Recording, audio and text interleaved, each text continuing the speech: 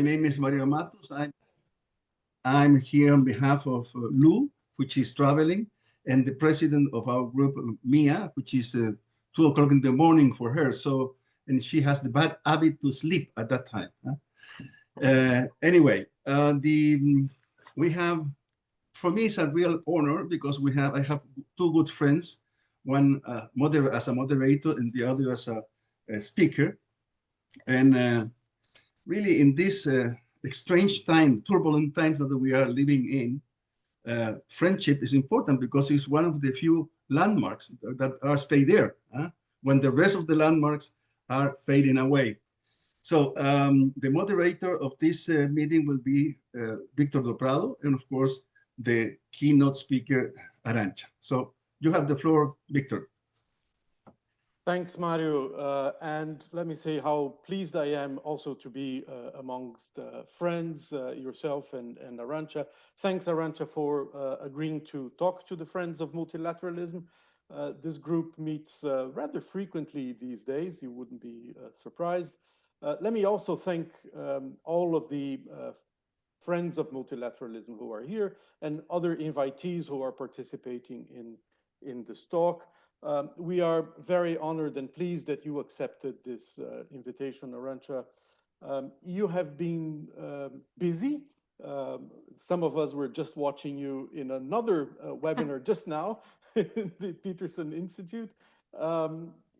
You have been presenting lots of ideas, discussing the trends, the state of the world, and in particular, trade and economic international relations, but not only. I mean, there's a lot of politics in everything that I've been listening you say, and we're living these times when, of course, trade and politics and economics are all mashed. To describe the international environment as challenging is, of course, an understatement. And this is not only because of several words that start with a T: Trump, tariffs, technology, turbulence. The other day, I heard somebody craft a term which is Trumpulence, which is a contraction of Trump and turbulence. I thought it was cute. But this, of course, only adds to the other several problems and crises that we have been living in the last years. I don't need to repeat. But it's true that the instability created by Trump too feels overwhelming. And to quote a friend, Alan Beatty, in the Financial Times, he wrote a column yesterday in which all the title is with the letter T. It says, "The Tricky Tactics of Tackling Trump." So lots of T's. Arancha, thank you again for being with us. I will probably start with a provocation, asking you before we go into the WTO, because the theme of this discussion, the series of discussions, is the future of the WTO and reform. But why don't we set the scene a bit? How do you see the world today? And how do you see the latest trends? Because Trump gave the 90-day pause to countries, saying that he would get lots of deals. Well, he's not getting those deals, right? He's got sort of two, if you can call them deals. Are governments and markets already sort of factoring in the Trump effect? But we're just half the time to the 90 days. So people might be fearing that the tariffs come back. At any rate, the level of uncertainty is so high that people might be saying, I'm going to continue to do business and I will factor that in. What's your take? How do you see international trade unfolding? Thanks, Arancha. Thank you very much, Victor. And it's great to see so many old friends. Some have their cameras on, but some I can see the names, and I really love reconnecting, at least virtually, with many old friends. Thank you for this invitation. Let's say that if I look at what's happening right now, I see a kind of bifurcation. We see on the US side, they've decided to move from about where they were 2.5% 3 average tariff to somewhere that is above 25%. They have now realized that well above 25%. They've realized that this is too costly, that they cannot bear this within their own economy, and now the recalibration has started. But the most important recalibration for now is their own recalibration, the one that is being pushed by markets, especially 10-year bond markets, that have made borrowing more expensive. I mean, let's think that I like to say that so far it's globalization that is winning, and because the most globalized for the US, the globalization that matters most is the globalization of 10-year treasury bonds for a highly indebted country, change, and which has 10-year treasury bonds in many different hands, seeing a change in the conditions for borrowing is a big headache. So we see on the one side, in this bifurcated world, we see the US with its desire to increase the level of protection with a narrative that is rather contradictory, but that's which is, by the way, in my view, why markets are reacting the way they are reacting. They read the costs, but they don't read the benefits yet. But then what's interesting to observe is also that the rest of the world is not engaging into this kind of tactics. Because one big concern we had when 100 days ago, Donald Trump started to take those measures is what would the rest of the world do? And it's now pretty clear that the rest of the world, for now, is not, is behaving in a relatively quote unquote normal way. And normally for them means not imposing on each other predatory conditions and trying to figure out how to deal with the US. Now, in all of this, what we are seeing, and this is having in this bifurcated world, obviously nobody is exempted from the increase in uncertainty in markets. If you look at the levels of uncertainty, they are above the highest we've seen in decades, basically highest than COVID, certainly higher than the financial crisis in 2008. And this is having a chilling effect a little bit everywhere. So that's where we are now, a world that is bifurcated with a US that's now has to dress the climbing down from where it has gotten to a level that it's unclear, and obviously with a number of countries reluctant to enter into a negotiation, quote unquote, with the US before they know kind of how much will markets take care of the negotiation and how much they will have to take care of that negotiation themselves. Thanks a lot, Arancha. It gives us a lot to think already. And I agree with you. I mean, most countries, or all of them, are not taking predatory attitudes. People are remaining calm.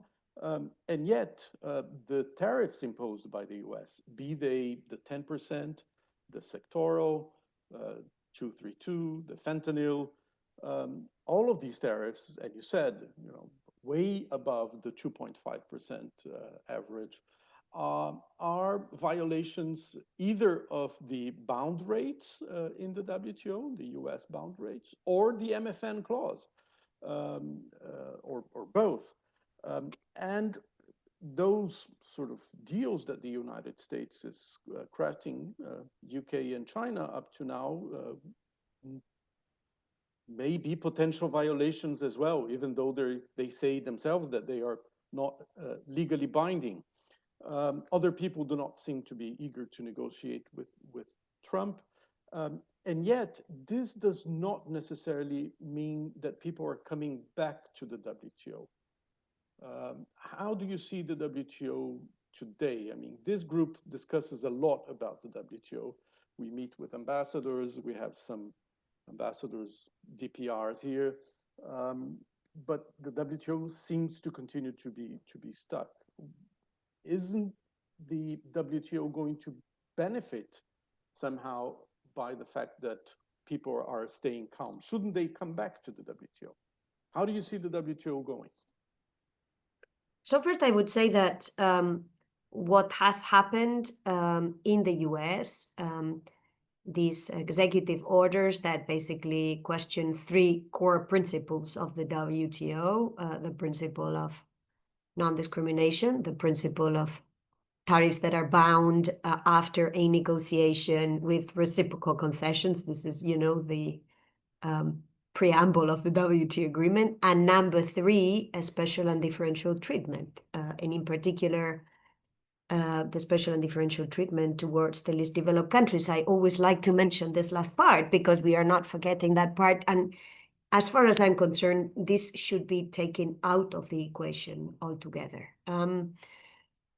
So, of course, we cannot minimize the cost to the WTO, which had a pre-existing condition. So it's not that this set of executive orders started the problem. It aggravated a pre-existing condition. And, it's obliging members of the organization to look at what options they have in front of them. And, when I look at this, I basically can see three options, let's say. And let me try to describe what these three options would look like. The first option would be a WTO that is more flexible.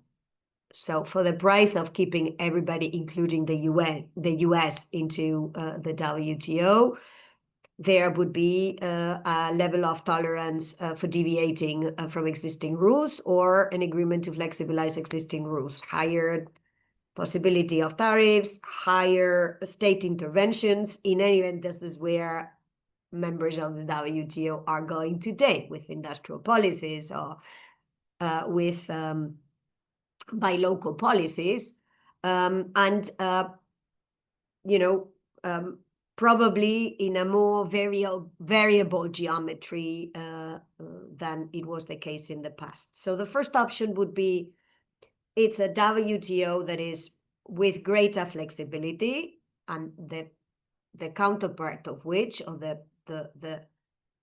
for that price, there would be an agreement to remain within some form that these deviations would have to be kind of agreed, quote unquote. The second option is obviously the option of a World Trade Organization without the US, where the rest of the membership, more or less, because, we also should recognize that there were and there are problems with a number of members within the organization beyond the US, but essentially would be a WTO minus, with less members that would try to advance a common agenda. And the third one would be a minimalist WTO, basically keep the WTO for the two things that it does well, which is basically monitoring of trade policies, good economic research, analytics, give us the data, the analysis, and so on. Dispute settlement within the remains of the DSU, with new rules or new market access essentially being negotiated outside the World Trade Organization. Now, right now we are somewhere in between 2 and 3, in the sense that there is a bit of rules that are being negotiated within the WTO, but with the obvious difficulties of variable geometry.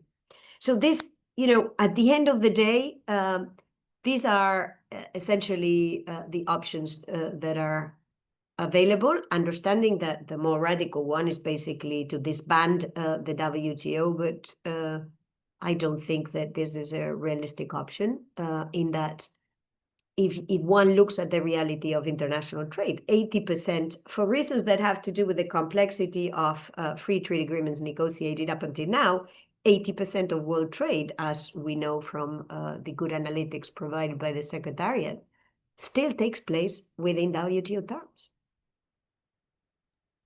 Yeah, I think that's something that people tend to forget, that economic agents actually prefer to use the multilateral tariff for a variety of reasons, and that is still important.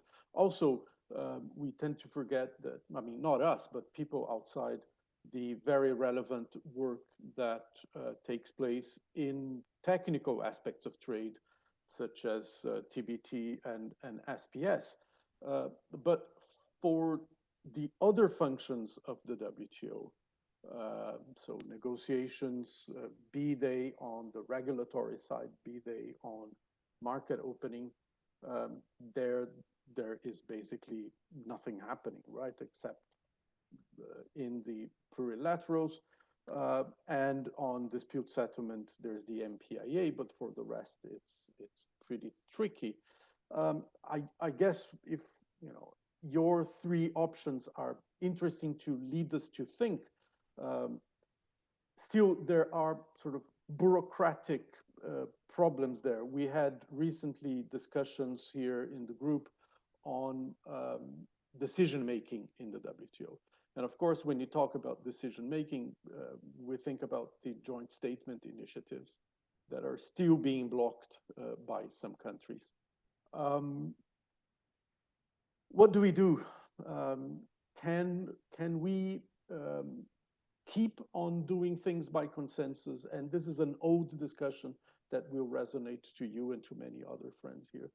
But taking a bit your hat as Dean of the Paris School of International Affairs and less as a former staff, what's to be done, Arancha? It seems like, I mean, many people are frustrated of how things are stuck in the WTO regarding decision-making and consensus. Yeah, academics make, let me first tell you that being in academia is great. You get to say a lot of things and, no one really feels offended that you say that. But let's say that academics make a distinction between, first between what's customary and what's written in the rules, right? And what's customary is consensus.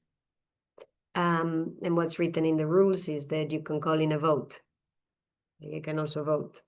No, that's what academics would tell you.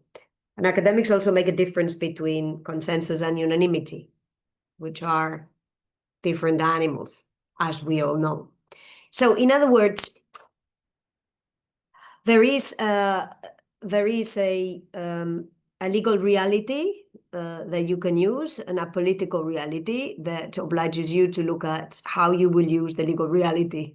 But that there is an avenue out if you want to pursue an agenda of remaining within the rules, you can always do that. But again, there is a political constraint, and there are good reasons why traditionally there has been an attempt to always reason in the form of consensus. But what I have seen in the WTO is a degradation of the responsibility that comes when you use the consensus as customary practice as opposed to the law of the organization, which is that you take this as hostage to prevent anything that you would not want tactically or strategically to move forward, which is a bit where the members find themselves today. I want to come back to this, but before I do that, Arancha, you mentioned the possibility of deals outside the WTO. And I'm thinking here, things that we read on the press these days, like EU CPTPP, right? Mm-hmm. Where there could be interesting dynamics to try to do some regulatory work on very important issues like data flow management, government of artificial intelligence, critical raw material supply chains. Can you explore a little bit more of that? I mean, is that the way that things can progress, hoping that maybe in the future they come back to the WTO? No, I think, seen from Europe, and the in addition to responding to Trump tariffs, there is two other avenues that the EU can play with, basically, or two other areas that the EU needs to and is actually working on. The first one is, so in a nutshell, the EU has options. Okay, option number one is obviously to deepen its own internal market. It's what you've seen announced today in Brussels.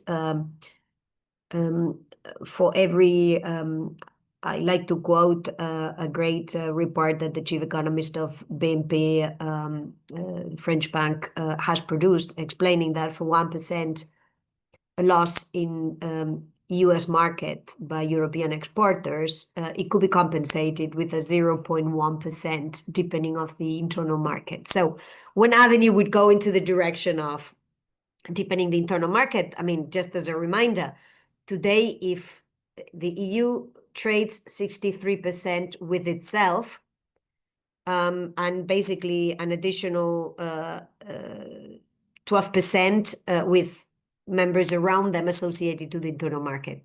So all in all, the EU trades 75% with itself, which is a nice insurance policy. So first option would go in this direction. Second option, obviously, is to look at opportunities to do market opening or rulemaking with others. So on the market opening, there are plenty of agreements. Some are awaiting green light by the member states. We'll see what happens. It's the case of Mercosur.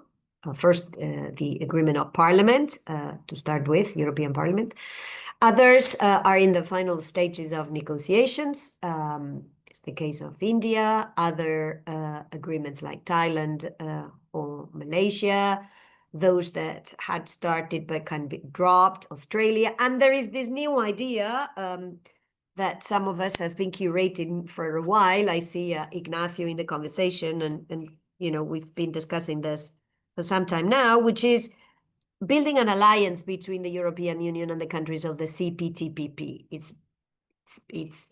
It has the appeal that neither the US nor China would be in this group, gives a bit more flexibility to build the rules that would matter for the trade of tomorrow, whether it's rules on economic security, whether it's on security of supply chains, whether it's on critical raw materials, whether it's on the digital economy and the rest. So there is a bigger space, in my view, to kind of incubate rules in this gathering, maybe associating others, why not?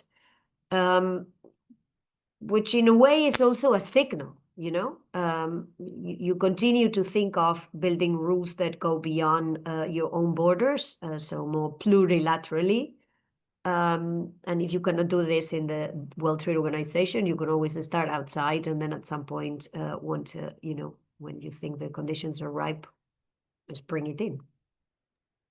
Right. Yeah, we saw this in the old past, right? There was a time in the 90s where, you know, NAFTA was being negotiated and other agreements, and eventually some of the features came back to the WTO.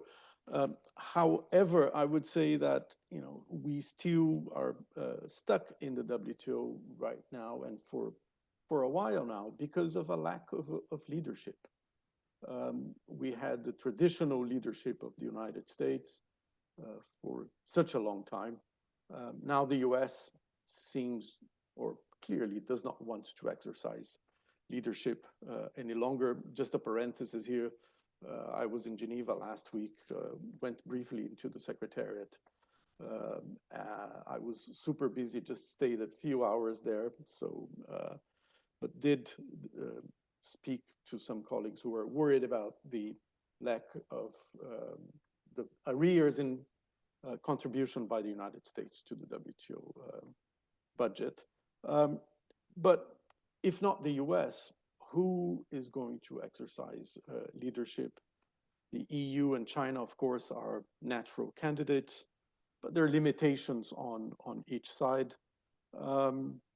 do we have to learn to live in a world where there are no leaders or where there are multiple leaders? How is that dynamics going to play out, Arancha? No, it's true that that this is a big question, and it's a question as much for the World Trade Organization as it or for the trading system as it is for the international system altogether. And my sense is that we are going to see a plurality. What I see happening is a plurality of voices that would be different depending on the subject. If I take what's just happened on the International Criminal Court, or what is just taking place on the pandemic treaty, I mean, there is always a group of countries that are going to exert traction that will kind of go and put suggestions on the table and deploy energy to get things moving forward. And this is what I see happening in the world of trade. You will have a plurality of voices. Now, if I take countries in ranking of trade, obviously, if that is the matrix, and I'm not sure that this is going to be the matrix, the three big ones would be leaving the US outside, China, Europe, Japan. But there are many others that are not in the huge trading, but are hugely interested in making sure that there are still spaces where some form of agreement can be reached. These are, we've spoken many times about those in the middle, middle-sized economies, or smaller but very open economies, the Singapores of this world, the Costa Ricas of this world. So the future would be more, you would have more plurality of voices, and the voices will probably be different depending on the topics. That's what I can see happening, judging by what's happening elsewhere. Great. Thanks, Arancha. I've myself monopolized you asking questions. I guess I'll be glad to leave the space for some colleagues to ask questions. I'm sure there are questions from colleagues. You mentioned people who have written on some of these issues. I can see several of them in the audience, good friends. So over to you, raise your hand or use the chat, please. We still have a bit of time to talk to Arancha. Hector. Thank you. Thank you. And thanks, Arancha, for making it to this webinar, despite your multiple activities. I would invite you to comment on the possibility of somehow accommodating temporarily all these bilateral deals or negotiations that may end in deals with the United States, which presumably may violate the MFN clause. Because the United States is not just looking for bilateral deals, it's also looking for somehow preventing countries or pressing countries to trade less with China. So could this be accommodated? Because this is a fact. This is a fact. Countries are looking for this, and having deals with the United States that are giving you quotas with less tariffs gives you some comparative advantages with others.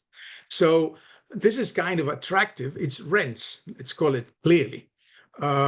So could this be accommodated temporarily until at least MC14 with a sort of a peace clause to avoid an overwhelming number of disputes coming that will not be resolved, and then calling for an Article 28 negotiation, as has been discussed somehow. What do you think about this, this possibility?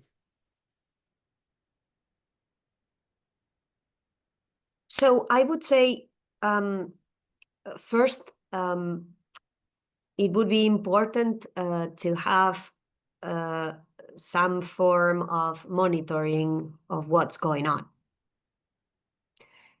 which is one of the reasons why I think members that are in the spirit of trying to keep the system alive should be putting forward. Number of them have done that, but have not gained a lot of traction for the WTO to do a bit of a monitoring, quote unquote, as was done during the 2008 financial crisis, if only to see what is happening. Because I suspect that a number of these bilateral deals, quote unquote, would be just simply about more purchasing arrangements. A number of them may be having an MFN impact, and a number of them may have clauses, as you rightly indicate, to committing the partner not to trade with China or to have specific rules concerning China. And there too, in this last category, you could be in a situation where countries are basically reselling, quote unquote, to the US things that they are already doing vis-a-vis China because of their own domestic imperatives. But it would not be new compared to status quo, right? So it would be very important to understand what's in those agreements, because maybe the problem is smaller than we think it can be. Or maybe the problem is bigger, we don't know. But first, I would say monitoring. Second thing I would say, obviously, there is a virtuous way to do this, which is for countries that engage in those agreements with the US to extend anything that is done on an MFN basis to the rest of the membership, right? Highly unlikely. But you never know. I mean, it depends on what the product is, what the sector is, what the constraints are. So in principle, I have no problem with the system that you describe. A peace clause, pending an Article 28. But I would rather start before that to say, let's try to understand what's in those agreements. Because it's not very clear to me what is in those agreements. And it's not very clear that the content of some of these agreements can, just simply not have an impact on the trading system or on the rules of international trade. Thanks, Arancha. One of the things that I think it's important to remember is the amount of tools in the WTO toolkit that can accommodate extraordinary situations, right? So Hector was referring to a peace clause, a negotiation of Article 28. There's surely things like waivers that can be negotiated. So it's not like the WTO doesn't have tools to accommodate certain types of situations that demand flexibility. So more to think about. I see Ignacio. Yes, sir. Ignacio, over to you. Hi, Victor. Hello, Arancha. No, I think I would like to comment, Arancha, on the three options that you have mentioned, because in my view, one of the options will not work. A WTO without the United States, like a WTO without China, the two countries are just simply too important for global trade to be able to say that an organization which does not have the US or does not have China is still a multilateral trade organization. So looking into the options that you have presented, in my view, we are basically talking about two options.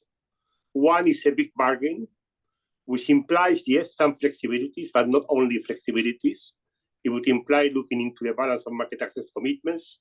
It would imply looking into some of the critical rules of the WTO. It would imply looking into how you incorporate agreements into the WTO. It would imply looking into dispute settlement reform. None of those things are going to happen in the next 4 years. it would be a rather fundamental, the big bargain reform implying willingness of the United States and China to participate in that bargain. And the question is, what do you do in the meantime? And there's where I think, in a way, what you have been mentioned, option 1 and 3. So in the meantime, you keep as much as possible of the WTO functioning, alive in what it can do.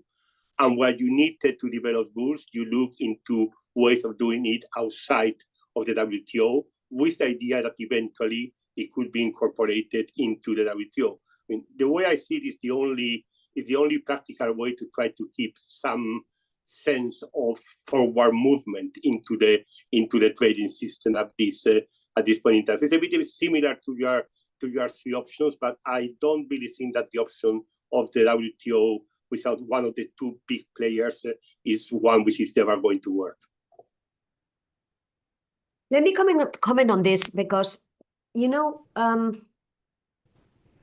of course, if 13% of world imports is not covered by the organization or its rules, it's difficult to call this the World Trade Organization. But, you know, to me, the big question is what happens with the remaining 87%?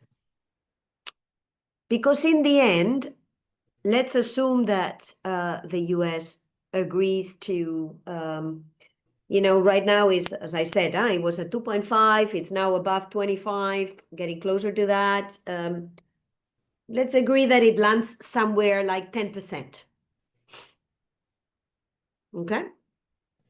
So if the remaining 87% do not change the pattern, this additional 10% in protection by the US is no different to, you know, the cost of labor, the cost of the price of oil, or the cost of carbon, you know? It's, so yeah, from a let's say, legal and optical and political point of view, it would be a big thing. But if the 87% do not go in that direction, from a practical point of view, the impact on international trade would be equivalent to that. Now, of course, it depends on whether it's 10% or it's 20%, because it would matter for the impact that will have on the global economy. But we could be looking into a future where the US hampers its own economic growth in setting conditions that are not fundamentally going to change the deficit, because as we know, this does not depend on the level of tariff protection in the US economy. That does not have a huge spillover effect into the world economy, except if, and here is where I have a big except if the goal of the US is not only to increase its protection, but also to force other countries to decouple their economies from the Chinese economy. Because then it's impacting the 87%. So again, I'm not into the philosophical debate, but from a practical point of view, I also see a little bit of an avenue where, you know, it's an outlier and remains an outlier for a while, pending a better moment. Well, I mean, I don't want to make this into a bilateral discussion, Arancha, but I mean, I agree that that's a possibility. What I'm saying is that there are too many problems in the status quo, particularly those relating to China, for a system in which the US is definitively out being able to work. Because in order to fix the system in the WTO, you also need to find a way of fixing the problems that relate to China and how China is currently positioned in the WTO. And that is not going to happen without the participation of the US. I don't really have the expectation that you could actually fix the type of problem that you need to fix in terms of the Chinese system if the US is not part of that equation. So it is in that sense which I think that, of course, if the US decides to leave, you keep the system as it is, you try to do as much as you can to ensure stability, But a really functioning WTO without the US would not, in my view, would not really perform. Okay, and on this I agree, but then the goal that you're setting for the WTO is to reform the WTO and reform China, and that on this I agree. Okay, before I pass the floor to Hector again, there is a question from Peter van den Boschen, who we know well. Peter is asking, what do you think the US really tries to achieve with its trade war on the rest of the world? Does the Trump administration itself know what they wish to achieve? Have the US objectives evolved over the past weeks? That's a good question, Peter. I wonder whether anyone can answer that outside from Mr. Trump's brain himself, but maybe Arancha can enlighten us. Arancha. I'm just as perplexed as Peter is. I mean, I think there is a set of objectives, some of which are contradictory, which will not in any event be achieved through the use of an instrument called tariffs. I mean, for some days is about re-industrializing the US. What we are seeing is not exactly that. We are seeing a freezing of the investments in the US for absolute lack of clarity. Some days is about reducing the US deficit. As things stand, the deficit will increase. Some days is about, or every day is about weakening China. But then when they try to take this weakening China, they realize that it also hurts them, and it hurts them a lot. And this is what they've discovered with consumer electronics. So it's not clear. It's very often contradictory. There is a financial dimension to it, a monetary and financial dimension to it that I don't think we are fully grasping. But all I can say is that I don't see, for now, I mean, I don't see these contradictory objectives being attained with the tool that is being used. Yeah, there seems to be indeed contradictory objectives there. One doesn't really know which part of the tariffs are supposed to attain which objectives. There's some interesting comments on the chat, but let me turn to Willy Alfaro and then to Christian. Willy. Thank you, Victor, and thanks, Arancha, for the presentation. You have a great influence in the group, as you may have noticed. So far, all the speakers are Spanish origin speakers. I have one single question is, do you think the US is still interested in the WTO? Is this a valid question? Because there are some signals that may indicate that the US is totally disengaged. There may be other signals that is still there, but what is your take about that? We talk about a WTO without the US or a flexible WTO, but one question would be to know if the US is still interested in the WTO. Thank you. Thank you, Willy. And let me say that this is a question that your colleagues in the OECD here in Paris are asking themselves. It's exactly the same questions that the colleagues in the UN are asking themselves, colleagues in the World Bank or in the IMF. So everyone is asking this same question in their respective organizations. Let's say that what I see is two things. One is very clearly,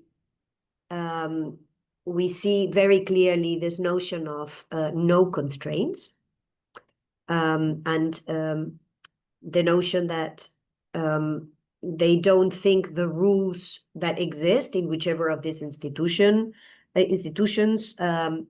they are not ready to respect them if this limits their ability to do whatever they want to do. So it's the idea that there are no constraints. The second one is I don't see them for now leave these organizations. I see them remain within the organizations, but be much more conditioned, much more the manner in which these organizations work, the areas where these organizations work, the themes on which these organizations work, and therefore the manner in which they are ready to finance these organizations. This is clearly what I see happening in the UN or in the OECD, and I suspect it's no different in the WTO. They don't want these organizations to work on climate change or on diversity or on sustainability or on social progress, on social policies. They say they want the organizations to go back to core functions,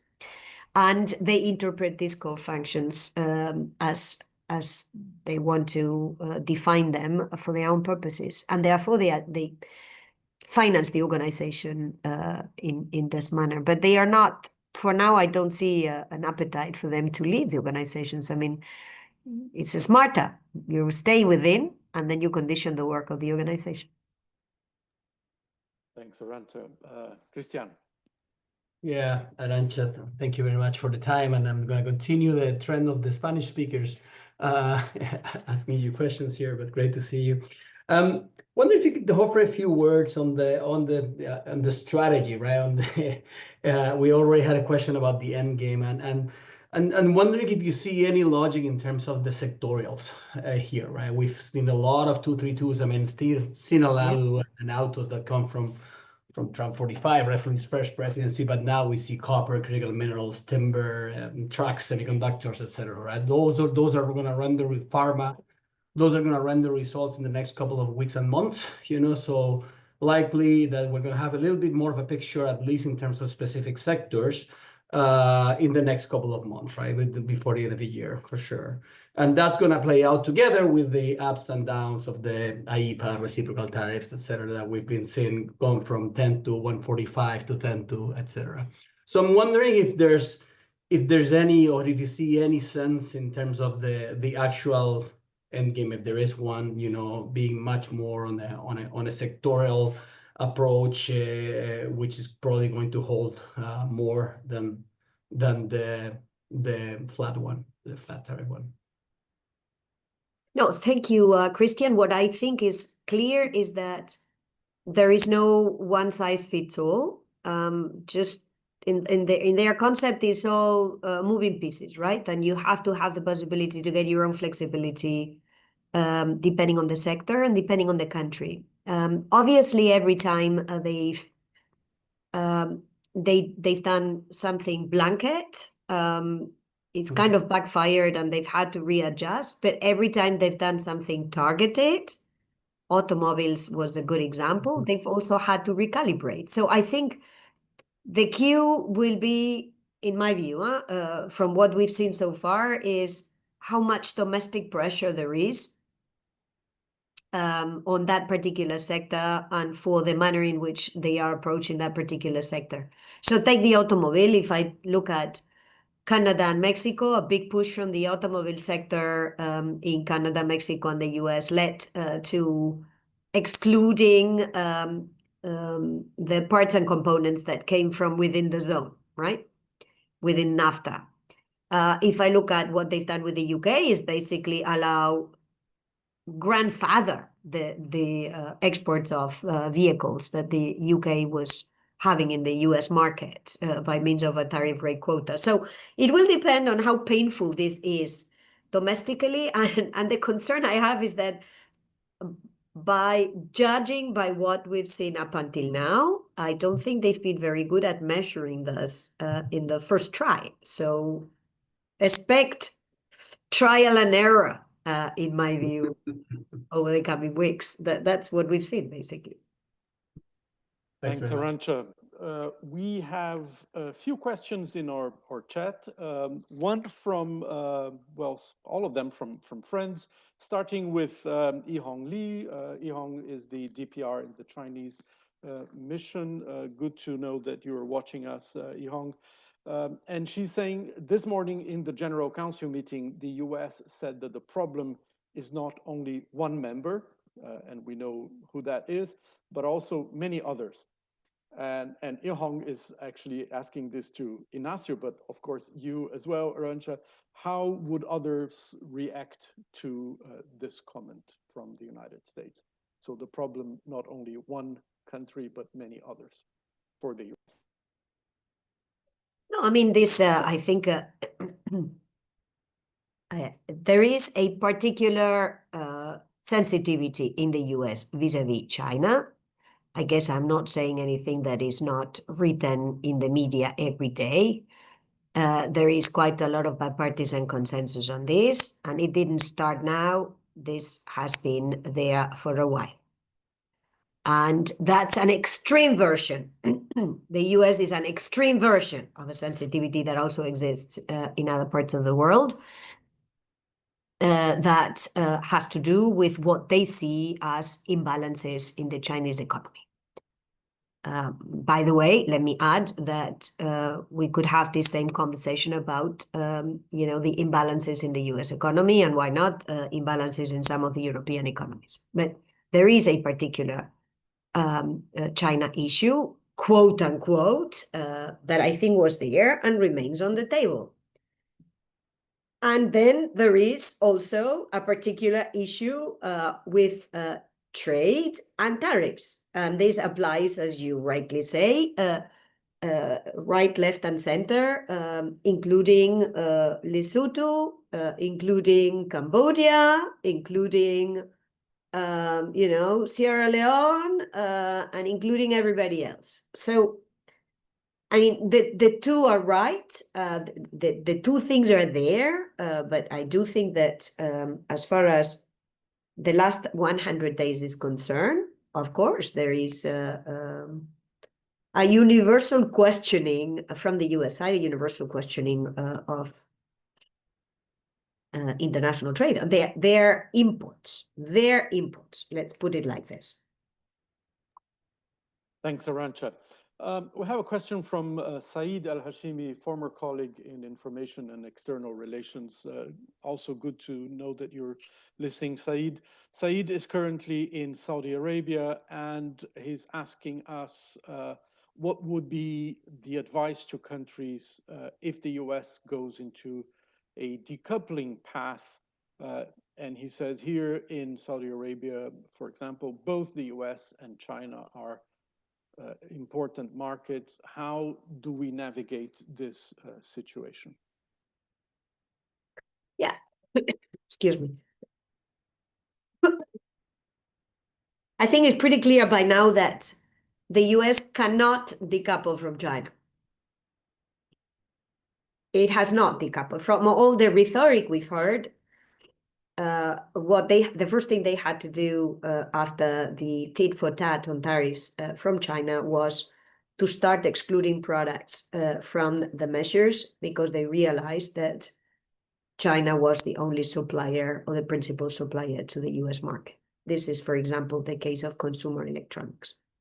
So again, I guess I'm not breaking news if I say that for some time, the US, Europe, Japan, Canada, and China have been de-risking in trade with each other on reducing excessive dependencies or taking out of trade products that they consider to be more sensitive. And in the case of the US, this has been very extensively interpreted. So, the same is true for many other countries around the world, including Saudi Arabia, but it would be the same for the European Union, which is why, in my view, and by the way, it's exactly the same for Japan. So if the condition to quote unquote deal with the US is to decouple from China, this will not work.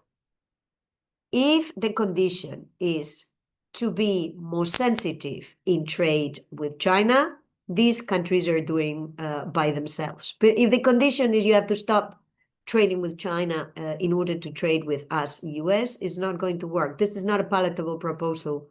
Well, apart from the fact that the US itself is not doing it, it's not a palatable condition to be imposed or to be accepted by countries around the world, which does not exclude countries being more sensitive in de-risking specific sectors and specific products, as China is doing, by the way.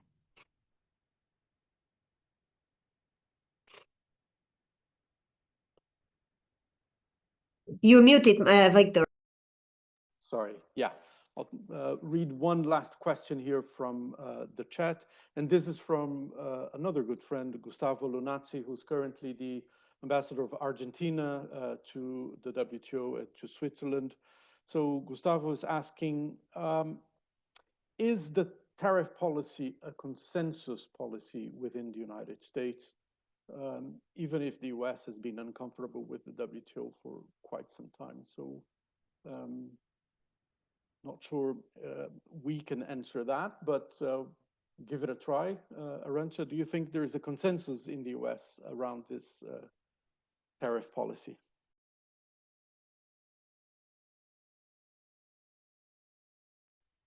You are muted now, Arancha. So if the, sorry about that, if the question, if you ask any citizen this hypothetical question, are you okay that we protect ourselves against imports by raising tariffs? The answer will probably be yes, please go ahead.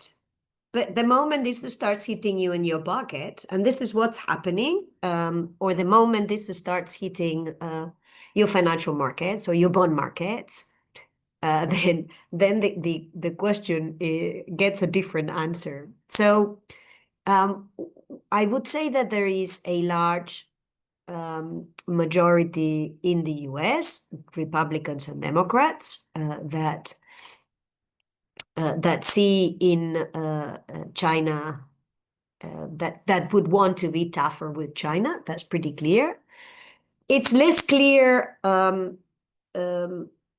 what happens with the rest of the world. I don't think that they would have the same reaction to trade with Canada, for example, and yet the measures have not been very different, or with the European Union. So the hypothetical question is always great until it starts touching your pocket, in which case, you know, the answer starts being a little bit different. If you look at what's happening now, you already start to see a number of congressmen, Republicans and Democrats, by the way, saying, hey, this is starting to hurt us. Please slow down.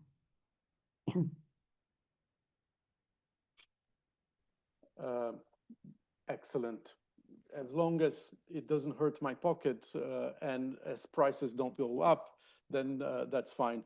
There was one other comment here in the chat that I didn't mention, which was somebody said that it would be great if any concessions made bilaterally to the US could be multilateralized. Goes a bit in the same way of the previous discussion that you were having with Chad Bound there in the Peterson Institute. Is there a way to sort of do a big negotiation where everybody negotiates with the US and then multilateralizes it? Tough call. Arancha, before I turn to Mario, let me thank you on my behalf for your time.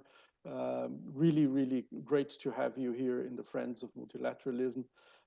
And let me turn back to Mario, who has his birthday today, by the way.